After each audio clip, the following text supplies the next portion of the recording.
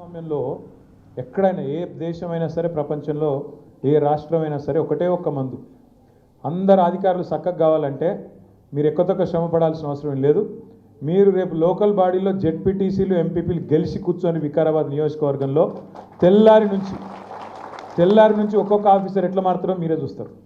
సాటుకు phone చేస్తారు, అన్నా జర ఆనందానికి చెప్పి నేను మంచోన్ని పైకి వెళ్ళి స్పీకర్ సాబ్ ఒత్తిడి చేస్తే ఏదో చేసిన దండం పెడితేనే మళ్ళీ మీ గవర్నమెంట్ ఎట్లా వస్తుంది కేసీఆర్ గారిది జర ఆనందానికి చెప్పి మంచి పోస్టింగ్ ఇవ్వాలి అని చెప్పి అదే అధికారి మీ ఎంబడ పడపోతే నన్ను పట్టుకోండి.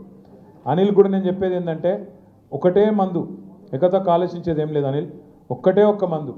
మనకెంత శక్తి ఉందో, మనకెంత సత్తా ఉందో, ప్రజల్లో ఎంత కోపం ఉందో దాన్ని కనుక నువ్వు మలచగలిగితే, మీ మండలంలో మీ టీం మలచగలిగితే, మన అభ్యర్థి ఎవరు నిలబడ్డా ఆ కారు గుర్తు కోటేసే విధంగా కనుక మీరు గట్టిగా పనిచేస్తే అన్నిటికీ సర్వరోగ నివారణ జిందా తిలిస్మాత్ అన్నట్టు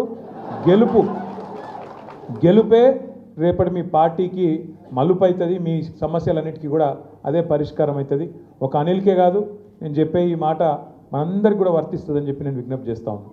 గత 10 ఏళ్ళు ఒక తపస్సులాగా, ఒక దీక్షలాగా రాష్ట్రం కోసం పనిచేసినాం. ప్రభుత్వంలో ఉన్నాం కదా, బాధ్యత పెరిగింది కదా, ప్రజలు మనకు ఆశీర్వాదం ఇచ్చారు కదా, మన రైతు బాగుండాలి, మన రాష్ట్రంలో మహిళలు బాగుండాలి, మన రాష్ట్రంలో మన పిల్లలు బాగుండాలి, మన గిరిజనులు బాగుండాలి, దళితులు బాగుండాలని చెప్పి ఒక తపస్సులాగా కేసీఆర్ గారి నాయకత్వంలో ప్రభుత్వం దిక్కే ఎక్కువ పని చేసినాం. 10% కూడా మనం పార్టీ దిక్కు పని చేయలే వాస్తవానికి. కానీ మీ అందరికి నేను మాటిస్తున్నా, ఈసారి అట్లుండదు. బరాబర్ అటు పార్టీని ఇటు ప్రభుత్వాన్ని రెండింటిని మిమ్మల్ని కళ్ళల్లో ఒత్తులేసుకొని మిమ్మల్ని కాపాడుకుంటూ బ్రహ్మాండంగా మీకు న్యాయం చేస్తాం, రాష్ట్రానికి న్యాయం చేస్తాం. ఇది మా అందరికీ ఇప్పటికే ఆ ఎహసాస్ వచ్చింది.